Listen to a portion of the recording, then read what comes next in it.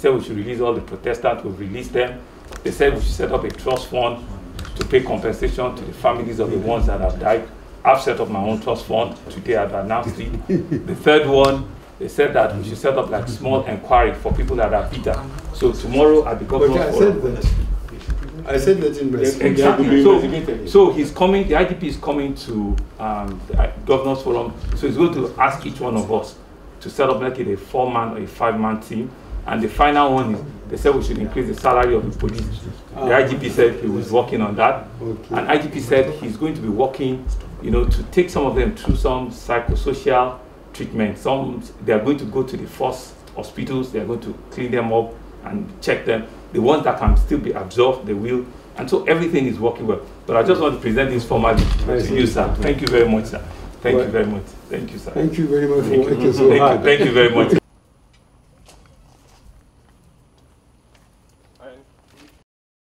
Gentlemen of the press, good afternoon. Just to report that I just had a brief meeting with Mr. President.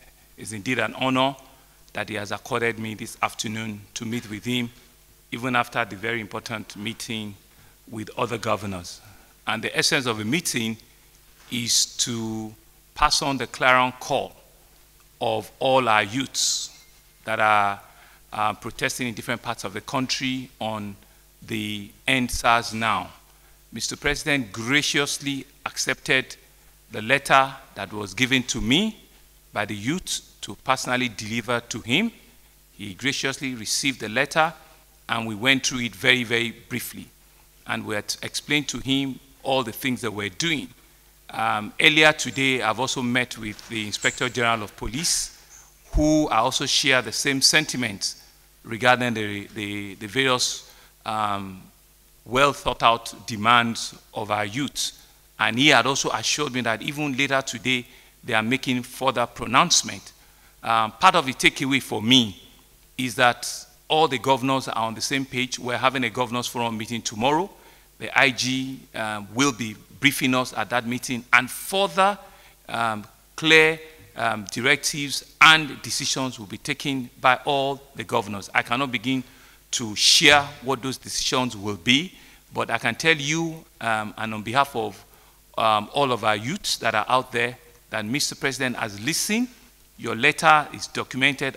He has received attention, and he has assured me that all of the things that you have said there will see how they begin to implement them almost immediately. And like I did mention earlier today in Lagos, we had indeed pushed ahead to implement the first 2 and the third one, which I needed the approval, just so that we can put these things behind us. And like I've said, we're in partnership with the youth. We understand and we feel them.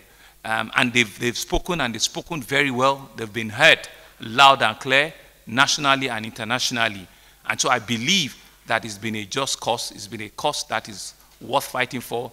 And they realize that indeed we have listened to them even as their leaders, and we've taken off the pieces, you know, of all the lessons that we've all learned from it.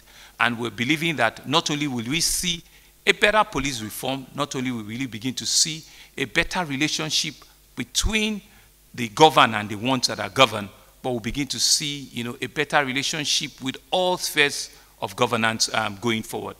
Gentlemen of the press, I want to thank you very, very much for giving me this opportunity to report back and to say to our citizens and to our youth that the message you asked me to come and deliver to Mr. President, I have delivered the message, and I've also met with the IGP earlier today. Thank you very much. Thank you. Well, I mean, like you said, but this is the first time that governors are taking this up.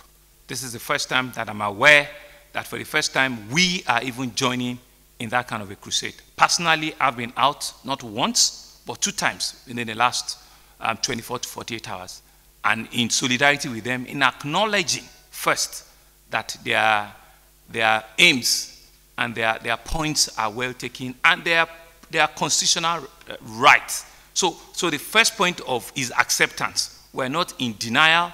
We're not in any form of coloring it. We accepted, you know, all of the issues that have been said, all of the points that have been mentioned. And so this is actually very different from the others.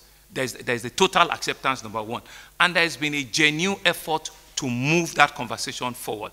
Certainly some are work in progress, right? I told Mr. President too that they want us to increase the salary of the police, and he did agree with me. But you and I know that will not happen today. You know, it's a budgetary process, it has a process, but everybody agrees and accepts that indeed it must happen. The IGP told me earlier today that some of also their request is that let us set up a psychosocial, analysis for most of them. There might be financial pressure, there might be domestic pressure, there might be environmental pressure that we do not know they have.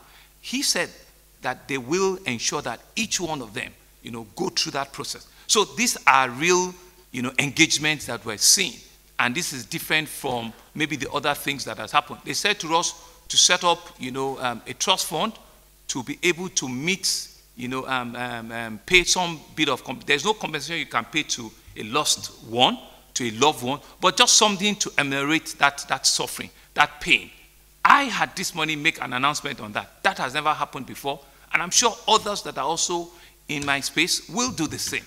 And I also explained to you that even the IGP is coming tomorrow to also address it. So these are very definitive steps that you're seeing that all of us are taking collectively, to ensure that we bring this to a final closure and we do not lose the lesson of what the youth have said to us clearly. For the youth who will still insist on being on the streets until they can physically see these changes that are in the works, what message do you have for them? Well, I mean, like I said, when you said physical, to increase the salary of the police, right, it will not happen tomorrow. So it's a process, So there's nothing physical you will see there, but you will see the conversation that says that indeed we all agree that they need more, we can do more. So that in itself is the tick-off. The physical thing you want to see is the first thing they said is that we must release all the protestants that were arrested yesterday. Not one of them stayed beyond 3 hours or 4 hours in the station. We released all of them, unconditional. We released all. That's physical, for us. That's physical. So that has happened. They said to me that they want us to have a fund to compensate the families that have been lost. We have set that up, physical.